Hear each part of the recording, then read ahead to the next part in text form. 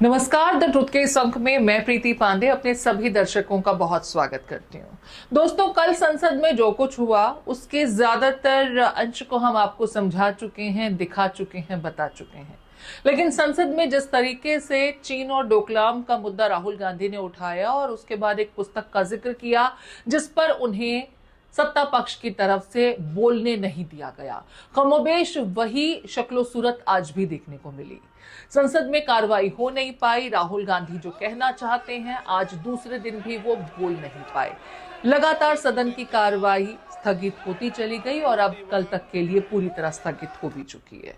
लेकिन सदन से बाहर निकलने के बाद राहुल गांधी ने प्रधानमंत्री नरेंद्र मोदी का नाम लेकर जिस तरीके के शब्दों का चयन किया और जिस तरीके से आक्रामक अंदाज में वो हमले कर रहे हैं, ऐसा लगता है कि कांग्रेस पार्टी को फिलहाल जादुई कोई चिराग हाथ लग गया है जिसके सहारे वो सत्ता पक्ष को घेरने की पुरजोर कोशिश कर रहे हैं।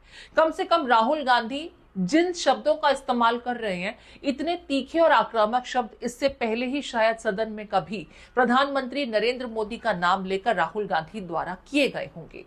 राहुल गांधी प्रधानमंत्री नरेंद्र मोदी के लिए एक शब्द का इस्तेमाल करते हैं और कहते हैं कि पीएम कॉम्प्रोमाइज्ड है।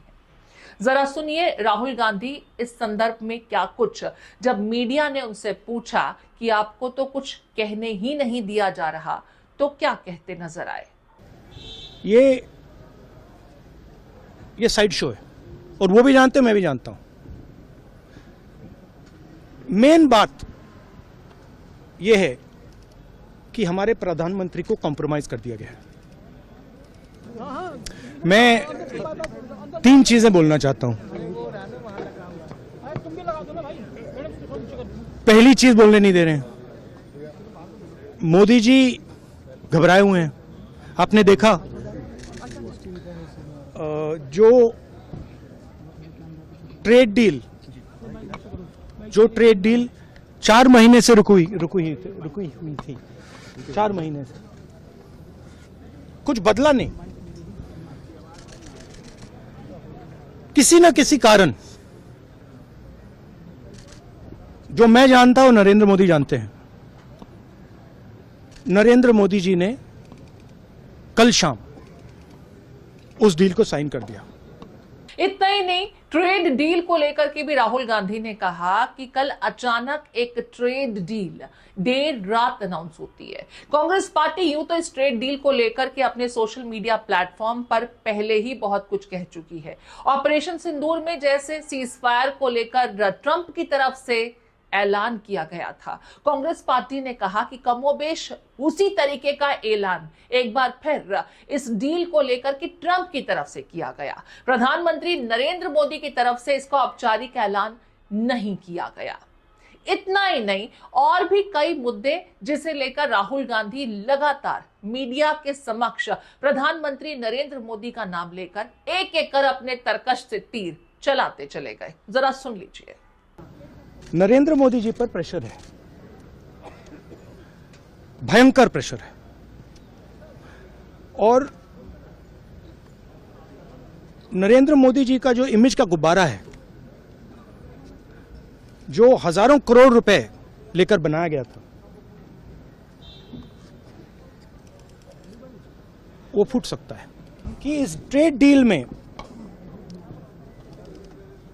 आपकी मेहनत को, आपके खून पसीने को नरेंद्र मोदी जी ने बेच दिया है, और वो इसलिए बेचा है क्योंकि ये कॉम्प्रोमाइज्ड है। दूसरा है एप्स्टाइन फाइल्स।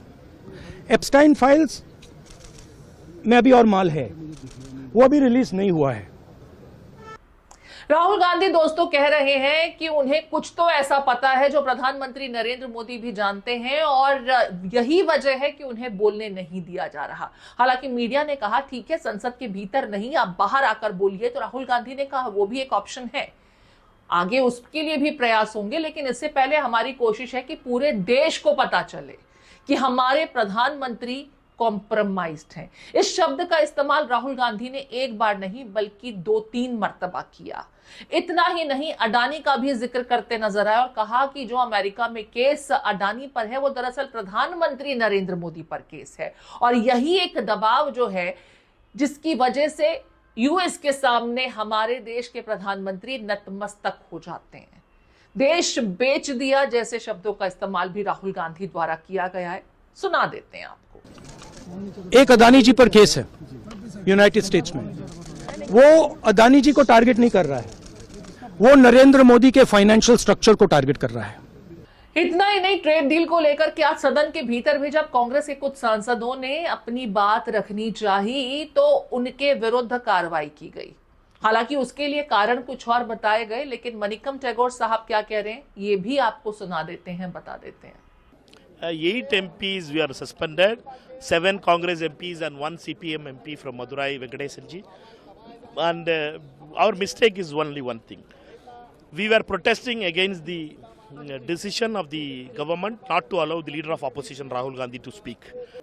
मेरी समझ के परे है कि नेता प्रतिपक्ष हैं आप और कितनी बार या किन शब्दों में या किस भाषा में आपको समझाना पड़ेगा कि जब चेयर ने एक रूलिंग दे दी तो आप अगर इन नियमों का पालन नहीं करेंगे, परंपराओं का पालन नहीं करेंगे तो किस तरीके का लोकतंत्र आप अपेक्षित रख रहे हैं।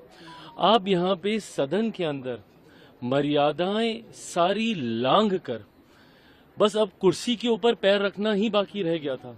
और अगर इस तरह से सस्पेंशन हुआ होता तो 12-13 में पूरी की पूरी बीजेपी सस्पेंड हो गई हो। 6 ने 8 लोगों को सस्पेंड किया गया है और ज्यादा लोगों को सस्पेंड करना चाहिए था। ये गुंडागर्दी का कोई जगह नहीं है, ये सभी गुंडे हैं। तो देखिए, जिस तरीके से इस बजट सत्र के हंगामेदार होने की उम्मीद शुरू से ही जताई जा रही थी, कांग्रेस पार्टी के तेवर ज्यादा आक्रामक इस सत्र में नजर आते हैं और जिस तरीके से सीधे डायरेक्ट अटैक प्रधानमंत्री नरेंद्र मोदी का नाम लेकर राहुल गांधी लगातार करते नजर आ रहे हैं और विपक्ष की दूसरी पार्टियां भी उनके सपोर्ट में खड़ी नजर आती हैं। लगता नहीं है कि इस बार का भी सत्र बिना किसी हंगामे के आसानी से जारी रहेगा। कितने दिन कार्रवाई भेंट चढ़ती है या सत्ता पक्ष और विपक्ष एक सुर में किसी एक लाइन पर आकर चर्चा के लिए जो सकारात्मक हो उसके लिए तैयार होते हैं, थोड़ा इंतजार तो करना होगा। फिलहाल इस पूरे विषय को और इस पूरे बवाल को आप कैसे देखते हैं, क्योंकि मुद्दा एक किताब से शुरू होता है, चीन डोकलाम से शुरू होता है, लेकिन उसके बाद अब उसके तार अमेरिका तक से जुड़ गए हैं और प्रधानमंत्री नरेंद्र मोदी लगातार उन पर ही हमले हो रहे हैं। हालांकि सत्ता पक्ष भी उन हमलों को काउंटर करने की पुरजोर कोशिश कर रहा है। सदन की कार्रवाई इस बार विपक्ष नहीं, सत्ता पक्ष नहीं होने दे रहा। आप इसे कैसे देखते हैं? आपके कमेंट का इंतजार रहेगा।